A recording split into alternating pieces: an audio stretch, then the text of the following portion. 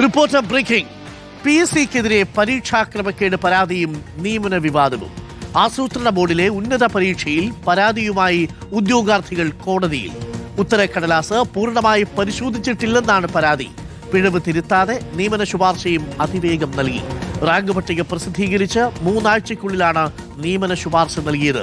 ഇടതനുകൂല സംഘടനയിലെ അംഗത്തിനാണ് 1ാം റാങ്ക് ലഭിച്ചത്. അഭിമുഖത്തിലും എഴുത്തുപരീക്ഷയിലും കിട്ടിയ മാർക്ക് ഉദ്യോഗാർത്ഥികളിൽ നിന്ന് മറച്ചുവെക്കുകയും ചെയ്തു. വിവരാവകാശ നിയമപ്രകാരം അപേക്ഷിച്ചിട്ടും ഉത്തരക്കടലാസ് നൽകിയില്ല. ഒടുവിൽ ഉദ്യോഗാർത്ഥികൾ അഡ്മിനിസ്ട്രേറ്റീവ് ട്രിബ്യൂണലിനെ സമീപിച്ചിരിക്കുകയാണ്. റോഷിപാലുണ്ട് കൂടുതൽ വിവരങ്ങളുമായി. റോഷിപാൽ, ഗുരുതരമായ ക്രമക്കേടാണ് നടന്നിരിക്കുന്നത്. പ്ലാനിംഗ് ഉദ്യോഗസ്ഥന്മാരുടെ പട്ടികയിലാണ്, ആസൂത്രണ ബോർഡിലേക്ക് നടത്തിയ പരീക്ഷയിലാണ് ഈ പിഴവ് സംഭവിച്ചിരിക്കുന്നതെന്നാണ് മനസ്സിലാക്കുന്നത്. പല ഉത്തരങ്ങളുടെയും മൂല്യനിർണ്ണയം നടന്നിട്ടില്ല എന്നാണ് ഏറ്റവും ഒടുവിൽ പരിശോധനയിൽ വ്യക്തമായിരിക്കുന്നത്. അങ്ങനെയാണെങ്കിൽ ഒരുപക്ഷെ ഈ ലിസ്റ്റ് റദ്ദാകാനുള്ള സാധ്യതയുണ്ടോ റോഷിപാൽ? അരുൺകുമാർ, അതീവ ഗുരുതരമായ ഒരു പരാതിയാണ് ഇപ്പോൾ PSC ഉദ്യോഗാർത്ഥികൾ നൽകുന്നത്. ആ പരാതി ഒന്ന് PSCയിൽ ഏറ്റവും പ്രധാനപ്പെട്ട ഉന്നത പരീക്ഷയിലെ ക്രമക്കേട് സംബന്ധിച്ചാണ്. ഇൻഡസ്ട്രിയൽ ആൻഡ് ഇൻഫ്രാസ്ട്രക്ചർ ചീഫ് തസ്തികയിലേക്കുള്ള പരീക്ഷയിൽ നടന്ന ക്രമക്കേടാണ് ഉദ്യോഗാർത്ഥികൾ ഗൗരവത്തോടെ ചൂണ്ടിക്കാട്ടുന്നത്. ആ പരാതിയുടെ ഉത്തരക്കടലാസ് പരിശോധിക്കുന്നതിൽ വലിയ ക്രമക്കേട് നടന്നു എന്നാണ് പ്രധാന പരാതി. ഉത്തരക്കടലാസിന്റെ പകർപ്പ് പോലും ഉദ്യോഗാർത്ഥികൾക്ക് നൽകാൻ PSC തയ്യാറാകുന്നില്ല എന്നതും പരാതിയിൽ ചൂണ്ടിക്കാട്ടുന്നുണ്ട്. അതിൽ ഏതാണ്ട് ഭൂരിഭാഗം ഉദ്യോഗാർത്ഥികളുടെയും ഉത്തരക്കടലാസിലെ 10 ചോദ്യങ്ങളുടെ ഉത്തരങ്ങൾ അത് പരിശോധിക്കപ്പെട്ടില്ല എന്നാണ് ഏറ്റവും പ്രധാനപ്പെട്ട കാര്യം. ഗൗരവമുള്ളതും അതാണ് പരാതിയിൽ. ഏതായാലും അവർ നിയമ പോരാട്ടത്തിന് തയ്യാറെടുക്കുകയാണ്.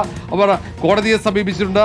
3 ആഴ്ചക്കകം റിപ്പോർട്ട് മറുപടി നൽകണമെന്ന് ആവശ്യപ്പെട്ട് കോടതി ഇപ്പോൾ PSCക്ക് നോട്ടീസ് നൽകിയിട്ടുണ്ട്. ഏതായാലും സംസ്ഥാനത്ത് ഒരുപക്ഷെ അഡീഷണൽ ചീഫ് സെക്രട്ടറി റാങ്കിലെങ്കിലുമുള്ള ഈ ഒരു പരീക്ഷയിൽ, അഡീഷണൽ ചീഫ് സെക്രട്ടറി റാങ്കിലുള്ള പരീക്ഷയിലാണ് ഇത്രയും ഗുരുതരമായ ഒരു വീഴ്ച സംഭവിച്ചത്.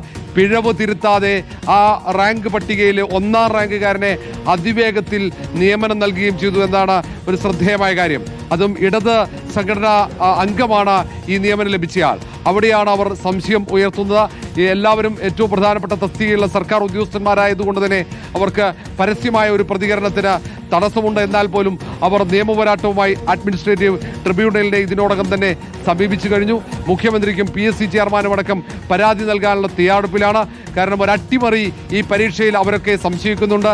എന്തുകൊണ്ടാണ് ഉത്തരക്കടലാസ് RTI വഴി നൽകാൻ തയ്യാറാകാത്തത് എന്ന ചോദ്യം അവർ ഉയർത്തുന്നു. എന്തുകൊണ്ട് തങ്ങൾ എഴുതിയ ഉത്തരങ്ങളിൽ 10 എണ്ണം പരിശോധിച്ചില്ല എന്ന ഒരു പ്രധാനപ്പെട്ട മറ്റൊരു ചോദ്യം അവർ ഉയർത്തുന്നു. ഏതായാലും ഇതിൽ പരാതി ഉയർന്നിട്ടും തിരക്കിട്ട് എന്തിനാണ് നിയമനം നടത്തിയതെന്ന ഒരു ചോദ്യം കൂടി അവർ ഉയർത്തുന്നുണ്ട്. അപ്പോൾ അടിമുടി ഈ PSC പരീക്ഷയിൽ ദുരൂഹത അവർ ചൂണ്ടിക്കാട്ടുകയാണ്. അതുകൊണ്ട് തന്നെ ഇനി പരീക്ഷ റദ്ദാക്കണം എന്ന ആവശ്യം കൂടി അവർ മുന്നോട്ട് വെക്കുന്നുണ്ട്. അരുൺകുമാർ, ഓക്കെ, PSC പരീക്ഷയിലാണ് 1ാം റാങ്ക് ഇടത് യൂണിയനിൽപ്പെട്ട ഒരു ഉദ്യോഗാർത്ഥിക്കാണ് ലഭിച്ചത്. അത് മാത്രവുമല്ല, പരീക്ഷാഫലം വന്ന് ദിവസങ്ങൾക്കുള്ളിൽ തന്നെ നിയമന ഉത്തരവ് നൽകുകയാണ്. മറ്റുദ്യോഗാർത്ഥികൾക്ക് ഉത്തരക്കടലാസിന്റെ പകർപ്പ് ആവശ്യപ്പെടുമ്പോൾ അത് നൽകാത്ത സാഹചര്യം ഉണ്ടാവുന്നു. ഗുരുതരമായ ക്രമക്കേടാണ് സംഭവിച്ചിരിക്കുന്നത്. ഇപ്പോൾ കോടതിയിൽ പോയിരിക്കുകയാണ്. 10 ചോദ്യങ്ങളുടെ ഉത്തരം ഈ ഓൺ സ്ക്രീൻ മാർക്കിംഗ് ആയിരുന്നു അത്രേ. ഇൻവിജിലേറ്റർമാർ ഇത് പരിശോധിക്കുന്ന സമയത്ത് ആ 10 ചോദ്യങ്ങളുടെ ഉത്തരം ഇൻവിജിലേറ്റർമാർ മാർക്ക് ചെയ്യാതെ പോയി എന്നുള്ളതാണ്. അപ്പോൾ എത്രത്തോളം വ്യത്യാസമുണ്ടാവും റാങ്ക് ലിസ്റ്റിൽ? മാർക്ക് പോലും റാങ്കുകളെ നിശ്ചയിക്കുന്നതിൽ പ്രധാനമാണെന്നിരിക്കെ ഏറ്റവും ഉയർന്ന തസ്തികകളിലേക്ക് നടന്ന ഈ പരീക്ഷയിൽ ക്രമക്കേടുണ്ട് എന്നുള്ളതാണ് ഉദ്യോഗാർത്ഥികളുടെ ആക്ഷേപം. കോടതിയിലേക്ക് പോയിരിക്കുകയാണ്. നിശ്ചയമായും ആ റാങ്ക് ലിസ്റ്റിൽ പക്ഷേ ക്യാൻസൽ ആവാനുള്ള സാധ്യത നമ്മൾ കാണുന്നു. പക്ഷേ നിയമന ഉത്തരവ് ഇതിനകം നൽകിക്കഴിഞ്ഞു. അപ്പോൾ ഇനി എന്ത് വിശദീകരണമാണ് PSC നൽകുക? ഒരു വീഴ്ചയുണ്ടായാൽ അത് സമ്മതിക്കുകയല്ലേ PSC പോലെ ഒരു സ്ഥാപനത്തിന്റെ വിശ്വാസ്യത സംരക്ഷിക്കാൻ ഏറ്റവും നല്ലത്.